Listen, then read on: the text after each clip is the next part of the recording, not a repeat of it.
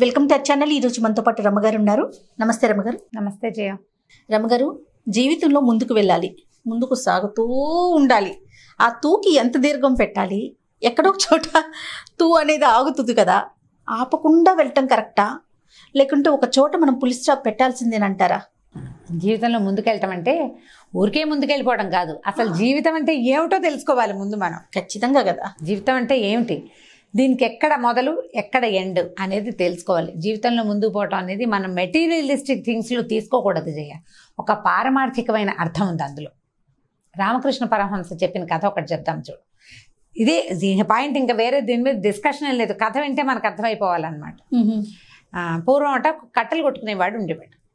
కట్టెలు కొట్టుకుని ఏం చేస్తారు, అడవికి వెళ్ళి అక్కడ ఏం డబ్బులు ఇవ్వక్కర్లా, శక్తి అనుసారం మనకు ఎంత ఓపిక ఉంటే అన్ని కట్టెలు కొట్టుకోవటం, ఎంత మొయ్యగలమో అన్ని కట్టెలు కొట్టుకుని ఊళ్ళోకి తెచ్చి అమ్మడైనని అమ్మడవటం. ఓ 2 పేళ్ళు ఉంచుకుంటే తమ ఇంట్లో పొయ్యిలోకి, అప్పుడు గ్యాసులు లేవు కదా, 2 పొయ్యిలు చితుకులతో పాటు 2 కట్టెపేడు పెట్టుకుని అన్నం వండుకోవచ్చు. ఈ అమ్మిన కట్టెలతోటి ఈ బియ్యము పప్పు ఏదో కొనుక్కునేవాళ్ళు. అప్పట్లో అసలు జీవితాలు సింపుల్గా ఉండేవి. కట్టెలు కొట్టుకునే వాళ్ళు కూడా బతికేసిన రోజులు అవి. ఇప్పుడు ఖర్చులు ఎక్కువైపోయినాయి కదా, ఈ కట్టెలు కొట్టుకుంటూ ఉండేవాడు. అయితే రోజు ఒక అడవికి వెళ్ళేవాడు. ఓ రోజు ఒక సాధువు ఎదురొచ్చాడట అతనికి. ముందుకు పోనాయనా అని చెప్పాడు. విన్నాడు, ఓ దండం పెట్టాడు. వాళ్ళ తన అలవాటు ప్రకారం కట్టెలు కొట్టుకున్నాడు, ఇంటికి వచ్చేసాడు. అయితే ఇంటికి వచ్చా కూడా ఇతనికి ఆ సాధువు చెప్పిన మాట గుర్తొస్తుంది. ముందుకు సాగమన్నాడు ఆయన, ముందుకు వెళ్ళు అని చెప్పాడు. ఎందుకు ముందుకు వెళ్ళమన్నాడు? పర్నాడు ఏం చేశాట, ఈ కట్టెలు ఎక్కడ కొడుతున్నాడో అక్కడి నుంచి బాగా ముందుకు వెళ్ళాట. గంధపు చెట్లు ఉన్నాయట అక్కడ. హాహాహా, సాధువు ఎంత గొప్పగా చెప్పాడు అని చెప్పేసి గంధపు చెక్కలు దొరికినన్ని గంధపు కట్టెలు కొట్టుకొచ్చి చక్కగా మంచి రేటుకి అమ్ముకున్నాడు. బాగా డబ్బులు వచ్చి ఆ సాధువు ముందుకెళ్ళమన్న మాట అతన్ని వెంటాడుతూ ఉండేది. గంధపు చెక్కలతో ఆగల. గంధపు చెక్కలు కొట్టి ఇవాళ కొడితే 15 రోజులకి సరిపోతుంది ఆ తిండి. మామూలు చెక్కలు అయితే ఒక రోజుకే వస్తుంది అన్నం. గంధపు చెక్క కొట్టితే ఏముంది, బట్ చాలా డబ్బు వస్తుంది కదా. సరే, కొద్ది రోజులు నెల గడిచింది, మళ్ళీ వెళ్ళాడు. ఆయన ఇంకా ముందుకెళ్ళమన్నాడు. ముందుకు సాగు అన్నాడు. ఇంత ముందుకేం చెప్పలేదు కదా, ఇంకా ముందుకెళ్ళాట. అక్కడ ఒక నదీ తీరంలోకి చేరాడు. ఆ నదీ తీరంలో వెండి గని ఒకటి కనపడింది అతనికి. తవ్వితే వెండి వస్తుంది.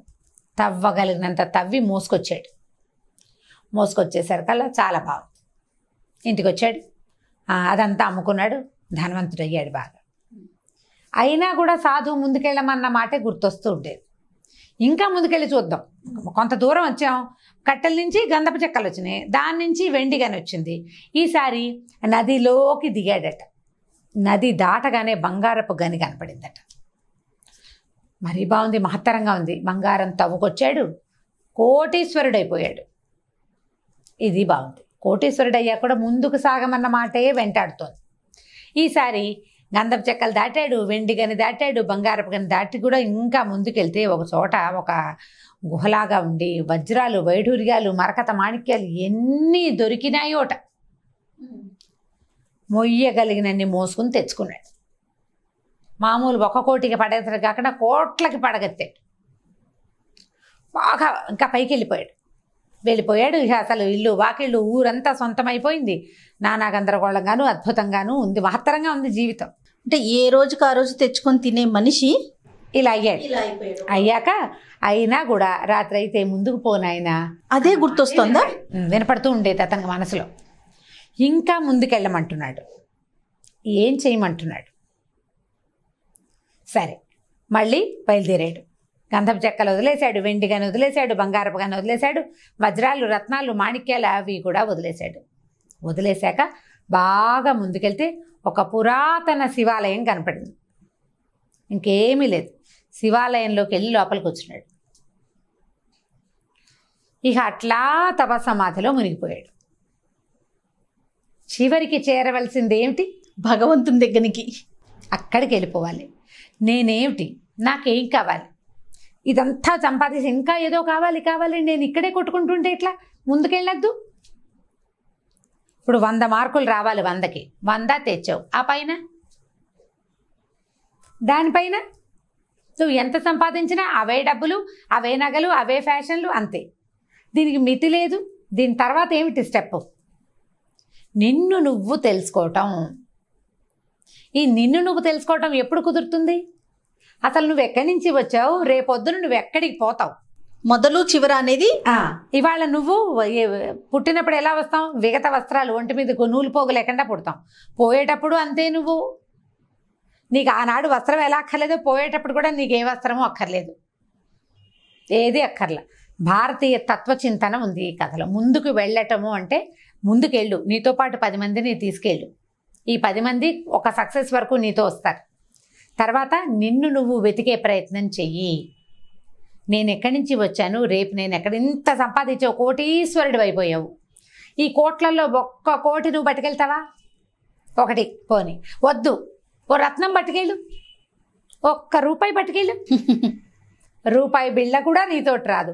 నువ్వు దానికోసం ఎన్ని చేస్తావో, కొన్ని మంచి పనులు చేసే పెద్ద మనుషులు ఉంటారు, ఎన్ని వెధవ పనులు చేస్తావో, హత్యలకి ప్రతి దానికి మనం కులం పిచ్చితోటి కానీ, మతం పిచ్చితోటి కానీ, డబ్బు పిచ్చితోటి కానీ నువ్వు ఎంత తాపత్రయపడినా వీటిలలో ఏ ఒక్క విషయము నీతోటి రాదు. నువ్వు వెళ్ళే చోట అది ఉండదు, నువ్వు వచ్చిన చోట అది లేదు. నువ్వు వీటిలో ఏ ఒక్క దాంతోటి నువ్వు పుట్టలా. తల్లి పేగుతో పుడతావు. ఆ పేగు నువ్వు బయటకు వచ్చిన మరుక్షణం తప్పించుకుంటుంది నీ దగ్గర నుంచి. నువ్వు అక్కర్లేదు దానికి, నీకు అది అక్కర్లేదు. నువ్వు ప్రాపంచిక సుఖాల కోసం పాకులాడతావు, అదే కావాలనుకుంటావు. నువ్వు ఎంత పాకులాడినా సాధించిన తర్వాత ఎక్కడో ఓ చోట స్టాప్ పెట్టుకుని నిన్ను నువ్వు తెలుసుకునే ప్రయత్నం చెయ్యి. ముందుకు సాగాలంటే అది. ఎంత బాగా చెప్పారండి. దేవుడి దగ్గరికి సాగాలి. ముందుకి సాగటం అంటే ఇలా వెళ్ళు, తర్వాత ఏమిటో గమనించు. నేను ఇంత చచ్చిపోతాను, వాళ్ళ కోసం వెంపర్లాడతాను, కోట్లు కూడబెడతాను, ఎక్కడో తవ్వి దాచిపెడతావు. నా తాతలు మనవాళ్ళు తినడానికి సంపాదిస్తావు, వాళ్ళందరూ ఎంజాయ్ చేయడానికి. అది వాళ్ళు చెడిపోవడానికే తప్ప ఇస్తే రెండోది కాదు.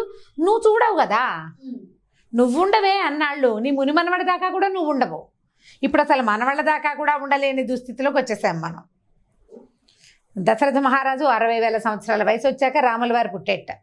60,000 సంవత్సరాల వయసు వృద్ధాప్యంలో కుమారులు పుట్టారు. పిల్లాడు పుట్టిన 5 ఏళ్ళు రాకుండానే పోయారు ఆయన. అవి 60 ఏళ్ళవి ఏమిటి, వ్యామోహంతో, పుత్ర వ్యామోహంతో పోయారు. ఈ పిచ్చి తగ్గించుకుని జీవితంలో ముందుకెళ్లే ప్రయత్నం చేయమని రామకృష్ణ పరమహంస చెప్పిన కథలు బాగుంటాయి జయ.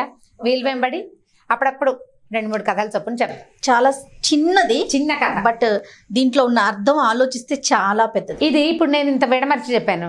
నిన్ను నువ్వు ప్రశ్నించుకో. నీకు నువ్వు ఏంటి నాకు ఈ తాపత్రయం, ఎందుకు ఇంత పిచ్చా నాకు? తెల్లారితే ఏం లేదు, ఇప్పుడు హైరాన్ పడతాం. సాయంత్రం అయితే రాత్రి అవుతుంది, రాత్రి అయితే తెల్లారిపోతుంది. రేపొద్దుటికి ఏమీ లేదు ఇవాళ కథ, రేపటి కొత్త కథ మొదలవుతుంది. దేనికోసం తాపత్రయం, దేనికోసం ఈ హైరాన్ అంతా?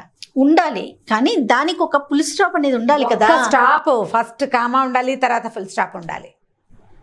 చాలా బాగుంది రమ్మగారు, సూపర్, అద్భుతం.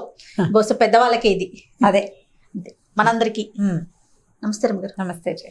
ఈ వీడియో కనుక మీకు నచ్చినట్లయితే లైక్ చేయండి, షేర్ చేయండి. మరిన్ని వీడియోస్ కోసం మా ఛానల్ని సబ్స్క్రైబ్ చేసుకోండి.